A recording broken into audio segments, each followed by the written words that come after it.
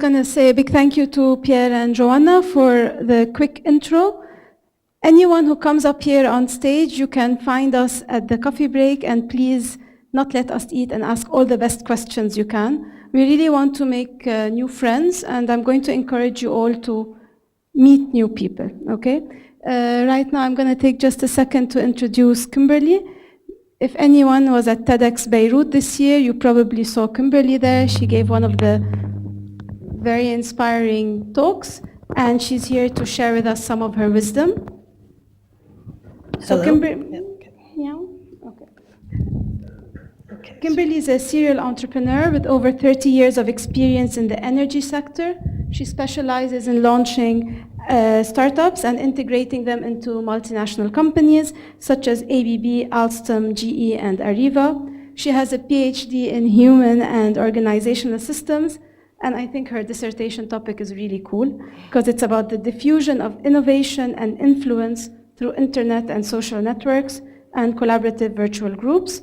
She's going to talk to us about face-to-face communication, which is, of course, one of the agile principles. Kimberly, the floor is yours. Thank you. Thank you. Good morning, everybody. This morning, I'm going to talk about a few things.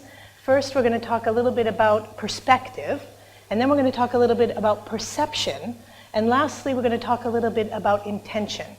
Now, I understand most of you are here. You're mostly looking at software development. A lot of you are involved in startups and entrepreneurial ventures. That's my perspective. I've spent 30 years, as they mentioned, in the energy industry as kind of a serial entrepreneur. My background's in electrical engineering. I have an MBA in entrepreneurship. So I was very much involved in taking things from the blank white sheet of paper, creating an idea from that, taking that idea and building a team at a very, very startup basis, making that team find a synergy that was allowing us to be able to produce very much in the way that we were talking this morning about the Agile methodology. I mean, it was more instinctual at the time. I was much younger. But it was really about how can we get things delivered? How quickly can we get things delivered? And then what we would do, out of the 5 startups that I looked at, is we would try to take what we did as an innovation and integrate them into larger companies. I was involved in a lot of private placement, where the companies that I started were sold to ABB, Areva, Alstom, GE. And these guys are giants, and they operate at a much different way than I would say, the flexibility and the quickness of a startup. So we had our biggest challenge at that intersection, at trying to take what we did and not even so much our ability to produce a technology, because we were doing products. We were building boxes that did things. Or we were building power plants. I mean, they were literally, it wasn't just ideas. It was stuff that needed to get built. And our biggest challenge was trying to find out how we took that spirit, that motivation, and how we could integrate that into a different set of perspective. A big company has a completely different way of thinking and doing things as a startup does. So this shift in perception became something that was very intriguing to me. After I got married, my husband's in the back, we have 4 beautiful little girls that were involved in also shifting my perception over time. And I took some time off from the front line of work, and I went back and did a PhD in organizational systems. And the idea on that was I wanted to understand what it is in the human part of the motivation, the human part of the behavior that could help to expedite what I was very concerned with, which was the diffusion of innovation.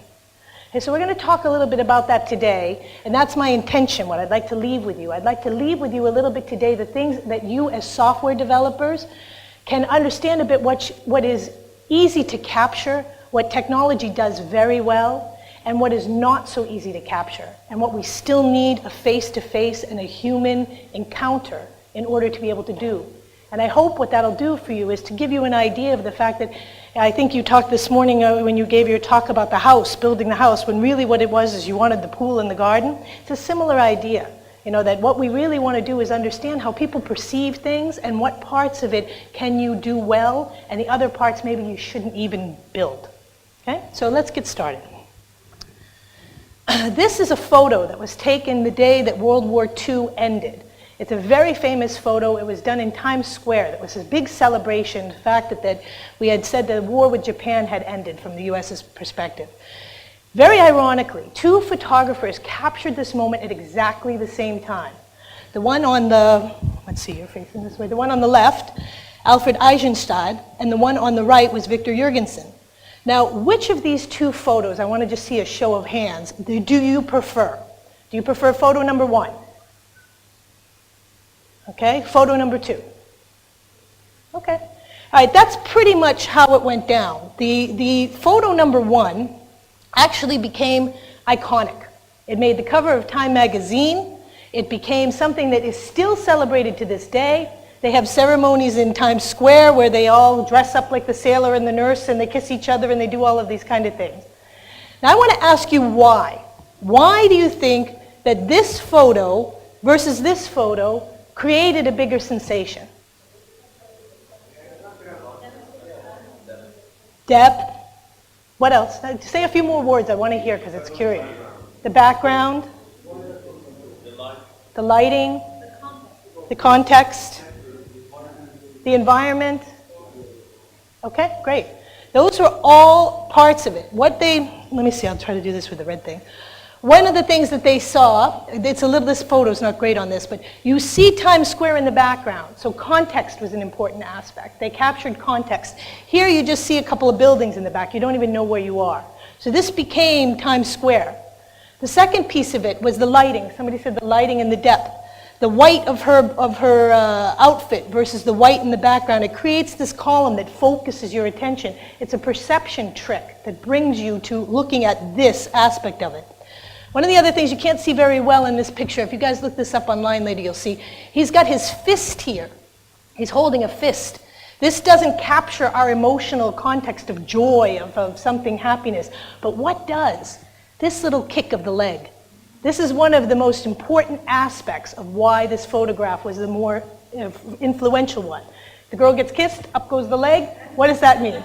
That's joy, that's happiness. They're capturing something that's an emotional context in that. And that's primarily what made this photograph successful.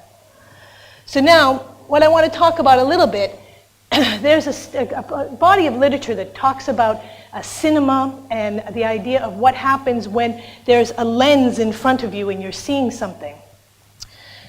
Louis Baudry, if people want information on this stuff, I'll give you some names to look it up afterwards. But one of the ideas is the idea of perception. And what is our perceptual capacity? What is it that we see when we see through something? When you see a figure on the surface, it's asking our mind to create an understanding of something. But a lot of times we can get tricked by color, depth, things that we just saw in the last thing. It isn't truly an experience of the object. We're somehow manipulated. When we see through things, we actually have this ability in our mind to just automatically fill in those blanks. It's something that happens at the head level, where all of our context about who we are, our personal backgrounds, our cultures, all of that kind of stuff puts meaning on top of what we're looking at. But that static nature of an object, like in a photograph, cannot capture intention. A photo captures a moment. It takes a snapshot of something. You can put stuff on it, but it's really taking a little glimpse at something that actually happened. Now, what happens when you do software development and when you become a creator? You become more really like an artist. Oh, this is just the last example of this. The idea that illusions can deceive our senses. Okay, so this one here, I'm sorry that the lighting isn't so good on this. This one here is just another example. These are two women, okay, that are formed. This is the lace of her scarf and her dress around. So the idea that we can use things even in software development to create an illusion of what it is that we want to do is one thing. The second thing that I think is much more important is when we shift to understanding that when we are a creator, there is an element of our own intention that gets put into what we are creating. And people, when they look at your work as a finished product, even sometimes I don't think we're aware of it, they see through your intention to what it is that you've created. Now, what do I mean by that? The idea is that when we create something like art or literature, we want to move from just experiencing something as an object to the idea that you can really sink yourself into that idea as an experience. And so it requires a different type of attention, and the idea is to lose that image in favor of the experience of another fictional world. So now here's another example I want to take you through very briefly. Diego Velázquez, one of the greatest portrait painters of all times, a Spanish portrait painter. He painted back in the 1600s. This was a painting that he did of Pope Innocent X, and his portrait of the Pope is so realistic that the Pope almost couldn't take it. He told him it's a bit too real. The family actually kept this painting hidden for 200 years. They were just, it's something about the vulnerability of his eyes, the ruddiness of the skin, the way that he captured what this man was really about, instead of painting him in a very regal way, was disturbing at some level. He caught the essence of who this man was. Once this portrait had been released into the public, it became the study of many, many, many artists over time. People became obsessed with this painting. It became known as the greatest masterpiece of portrait painting that had ever been made. One of the people that got obsessed with it was a gentleman named Francis Bacon. He painted back in the 50s. This is his version of Pope Innocent X, which looks horrific. It's nightmarish. I mean, he also became quite a very famous painter. The Queen of England often refers to him as that one that does those hideous paintings. I mean, it's really something that is a bit difficult to interpret from back on the other one. He did 42 versions of this painting. And mostly, if I asked you, and I don't think we need to go through the exercise, if you prefer this one or the one before, probably most of us would say we prefer the one before. This one doesn't connect with us in any way. Now, if I were to tell you the story of Francis Bacon and where his intention might lie between our understanding of this painting and what you now see as an object up there, it will give you another shift of perception. Francis Bacon was raised in the 1920s in England as in Ireland, excuse me. He was raised in Dublin, Ireland as the son of English parents, right when all of the war and all of these things were going on. On top of it, Francis Bacon was a homosexual, and he knew it since he was a little boy. His father was in the military and decided that the way you cure homosexuality is to beat it out of them. And he was beaten almost daily, humiliated by the local grooms, the horsemen in his stable, to try to teach him to give this up. Finally, they gave up on him when one day he came home and he caught him in his mother's underwear, looking at himself in the mirror. They sent him to his uncle in Germany, who was a very manly man that was going to straighten him out. And the irony of the whole story is they ended up becoming lovers. So much for all of his ability to break it out. But now that you know a little slice of who that creator was, and you take another look at this painting, what do you see now? You see a completely different story. What is this? What was the Pope, Baba, the father? What is the idea behind the screen, the authoritative figure breaking out from what it was that was the authority that was imposed upon him? The screen in the front, something that always is encasing him, enclosing him, trying to break out, all of this. Now, you may still not like this painting, and I don't want to spend all day on it, although I find it fascinating. But what my point to the whole matter is that once you have gone beyond, once you've seen through the eyes of the Creator, it forever changes your perception. You can no longer just look at this painting and go, oh, I don't like the purple, I think it would have been better red. It doesn't have the same level of understanding to you anymore. You've moved yourself into what we call a feeling of just trying to understand something from your head to experiencing something.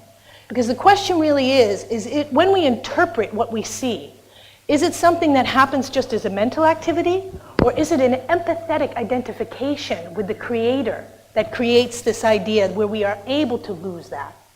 And one famous photographer said, stop thinking about artworks as objects and start thinking about them as triggers for experiences. Now, I would change that one word, artworks, to people. And I would challenge you to stop thinking about people as objects and start thinking about people as a trigger of experience. Now, the person that took this philosophically a bit further was a gentleman named Emmanuel Levinas. He talked about what he called the face-to-face encounter. And when he's talking about the face-to-face encounter, what he was talking about was the fact that it's really a privileged experience.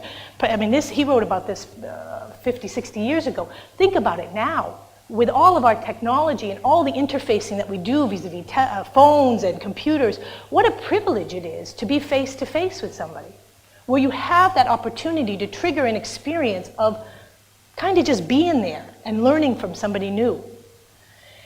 One of the things he talked about was the fact that technology can never replace the face, because the face is the one part of us that is completely nude. And that nudity and defenselessness asks upon the other person in a way that's very strong. He uses this terminology, which is hard to digest when you first hear it, but he says it's, please do not kill me. And by this he didn't mean do not kill me in the literal sense. He meant don't make me an object in your mind. Don't just turn me into something in your mind, but offer me your peace and make me somebody in your heart instead. Now this is something that I don't think can be recaptured in any other way than being with people. You can get to certain levels of intention, but you can never capture it totally. So I'm going to shift now from the philosophy to tell you a little bit about my research, because my research stumbled upon this, I think, very unexpectedly. I told you I'm an engineer. I like developing products. Oh, okay, I want to come back to that one. I like to develop products, so I was very interested in the diffusion of innovation. I wanted to understand how, now that we have these online platforms and explosions of software that allow us to share and to do things faster, would this actually expedite the diffusion of influence because of those platforms? And could empathy and trust be established virtually or not? And lastly, I wanted to very specifically understand that if I asked somebody to do something, what would trigger their ability, what would make them say yes, the influence piece. Okay, so I looked into quite a few bodies of research. I don't want to get into all of this right now, I don't want to spend the time, but I'll go over this if somebody has more questions about it. But primarily, the question was, how do we diffuse not just innovation, but what I really wanted is I wanted this, as we all do. I wanted that tipping point.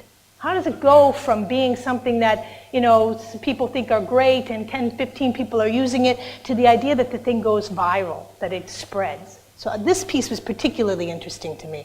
And in looking at that, what I understood from the literature at first and what I wanted to try out was the idea of small worlds, or what's called weak links, weak ties, Granover's work. The idea in this is the fact that if we are all sitting here in the auditorium here in the center, but you have friends in Denmark and the US and so forth and so on, and you go out and you make one little connection over here and tell the person about something that we did today, and they go over here and tell the person about something they did today, it's those weak ties that create that tipping point, that diffusion of innovation.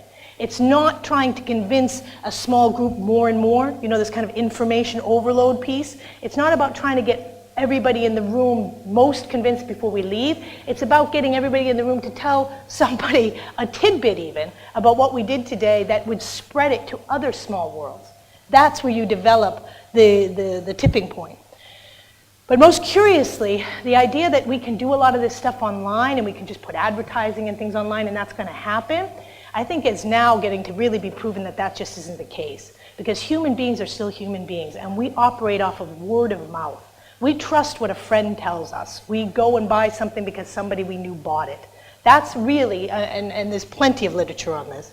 And lastly is the strength of the weak tie, which we talked about already in terms of the ability to tap into people that are disparate than us, not the same as us. They call that homophilia, which is the idea that the birds of a feather flock together. There was a big idea for many, many years that we would do things more because somebody was like us. And we were connected in that way. My research actually proved that that was completely untrue, and that might just be a change in our culture nowadays, but that did not come out. There was a lot of results that came. I want to just talk about two. I want to talk about the idea of building trust online and the idea of reciprocity. Okay, now I had, as we all do, when we start research, when we start a business, you have a certain idea how the thing's going to go. You think it's going to go a certain way. And I had my biases about my research when I started as well. I really felt that if there was a way to have some kind of interaction personally online, you would be able to build a level of trust, and people would do that favor for you at the end because of something that you built up with them that was kind of trust-like, let's say, because it's hard to define what trust is. That absolutely was unsupported. Absolutely unsupported. Now, mind you, just to give you a little background on the research, how I set up my sample site is I befriended 500 completely random strangers. So my sample set was nobody that I knew. So they were all virtual links. They were completely unknown to me. And we started an interaction on different campaigns online, all about energy and the environment and things like that. And I would ask them to do certain things and see who did. And then I recorded all the data about their backgrounds and all of these kind of things to see if any of these things linked. And what I found was that the trust variable did not link. You know, I thought of the group, you know, first of all, out of 500, the sample set that qualified under trust was only 28. And of that 28, only 12 responded at the end.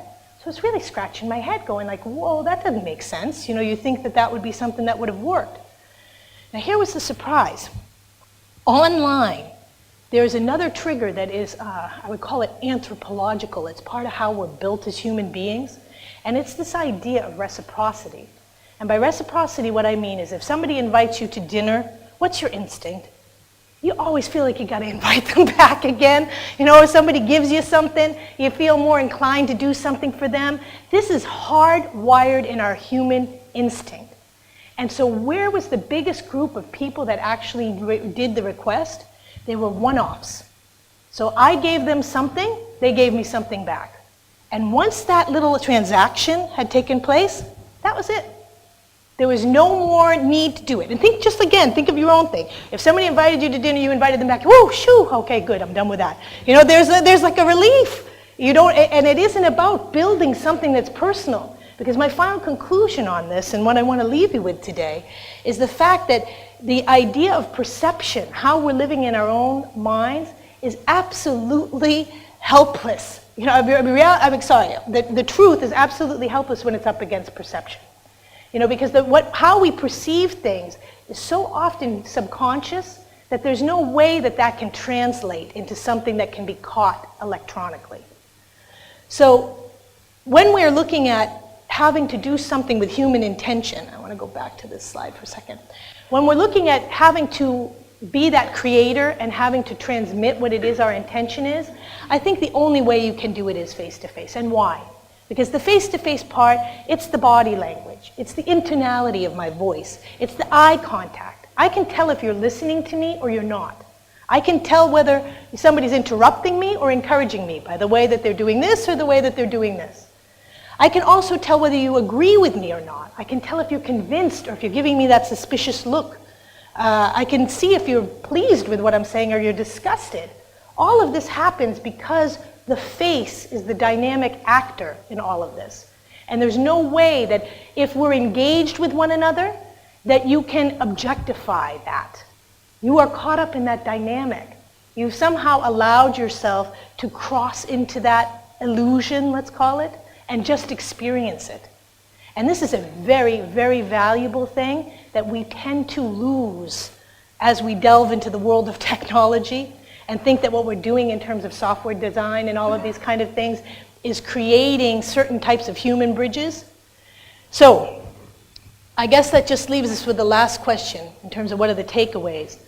It's this shift in perception that I'm asking you to think about today as you're talking about what you're doing and the products that you're working on.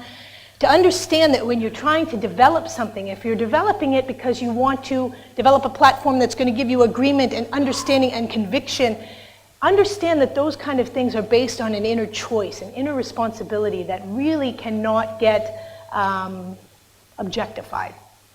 When you're looking at technology tools, where do they work really well? They work great for information exchange. When you're just trying to exchange objects, to move things around. The power of weak links, and this could be another whole hour discussion, but the power of weak links in virtual social networks is extremely important. The diffusion of influence, the diffusion of innovation, really, I am convinced, works based on this principle. That the idea is that you have to spread it out to smaller bites to larger audiences. And lastly, this idea of the fact that what happens online in terms of getting people to do things, we were talking about that meeting reminder thing that reminds you of all this kind of stuff. It's a reciprocity. It's a one-off. So trying to build something beyond that is a bit ambitious, I guess I would say.